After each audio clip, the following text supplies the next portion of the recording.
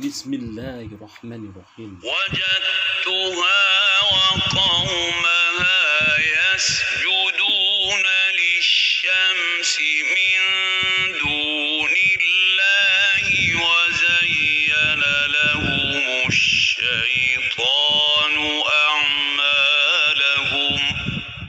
Sadaqallahul azim. Sejarah mencatat seorang raja pertama di bumi yang bernama Namrud. Selain raja pertama, sejarah juga mencatat Namrud sebagai manusia pertama yang melakukan incest dengan mengawini ibu kandungnya yang bernama Semiramis.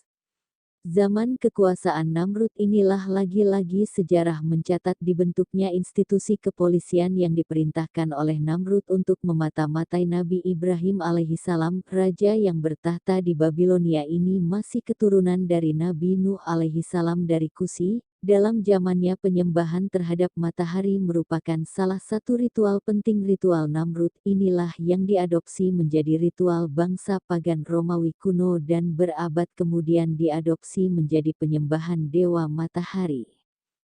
Di Persia hidup pula kaum Majusi yang dikenal sebagai suatu kaum penyembah api atau Zoroastrian yang disimbolkan sebagai Tuhan matahari atau Ahura Mazda.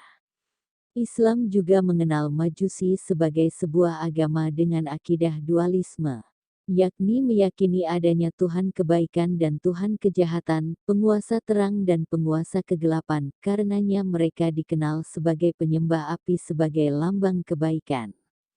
Kaum Majusi ada disebutkan dalam Al-Quran.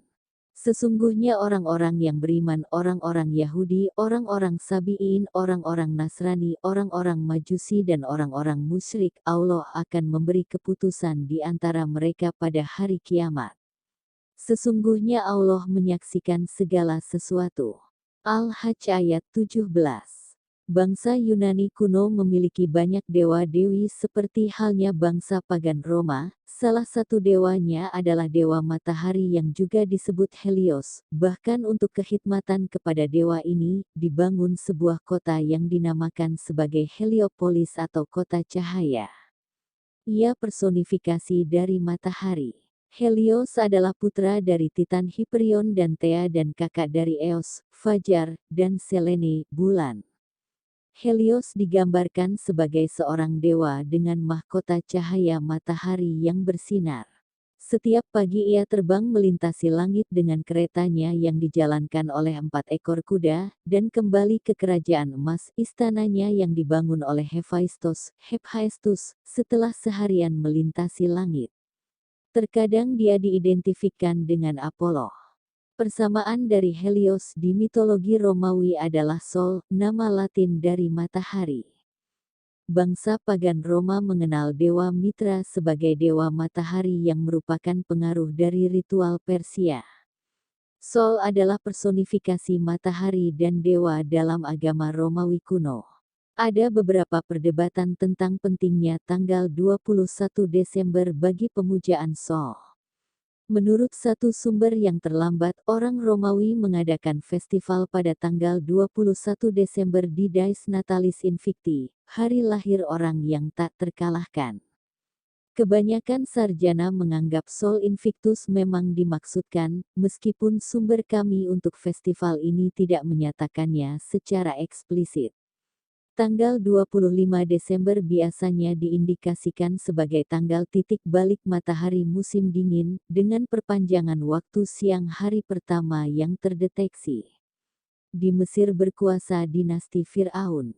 Di Mesir kuno kita akan melihat banyak sekali kemiripan ritual penyembahan terhadap Tuhan matahari. Fir'aun sendiri menyebut dirinya sebagai Raja Cahaya. Di Mesir dewa matahari dinamakan sebagai Ra. Dalam salah satu dari banyak perwujudannya, Ra digambarkan berkepala Raja Wali dan mengenakan mahkota cakram matahari. Kehadiran Ra sebagai dewa matahari sangat berpengaruh dalam sejarah Mesir. Ra juga dianggap sebagai dewa yang menciptakan dunia ini. Matahari yang terbit dan terbenam disebut sebagai pembaruan yang dilakukan oleh Ra yang membuat setiap hari pasti akan ada perubahan dalam diri masing-masing.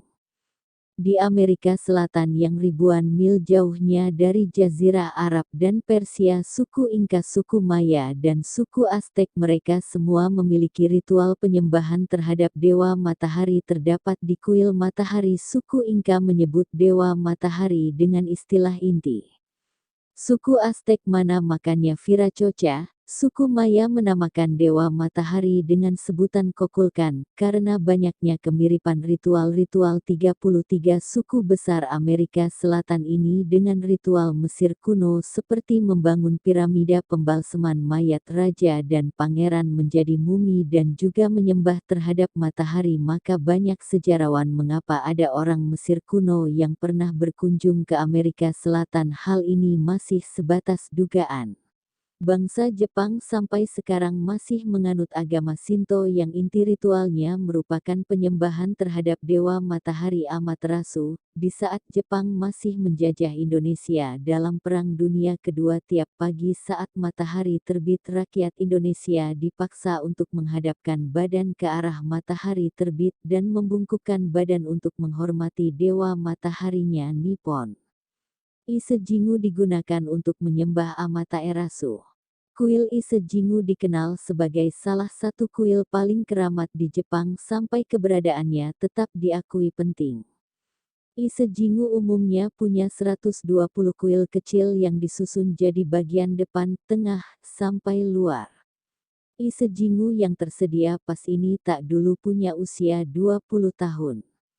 Pasalnya sebuah tradisi mengajarkan untuk jalankan Shikinen Sengu, atau membangun ulang lantas merobohkan bangunan yang udah lama. Hal ini ditunaikan berkelanjutan berasal dari satu generasi ke generasi. Di India masyarakatnya sampai sekarang masih mempercayai dewa-dewi yang disebut Batara atau Batari, salah satunya Batara Indra juga disebut dengan Batara Surya merupakan dewa matahari. Belum ada satupun sejarawan yang berhasil menemukan jawaban mengapa semua bangsa kuno ini memiliki ritual penyembahan terhadap sesuatu yang bercirikan api.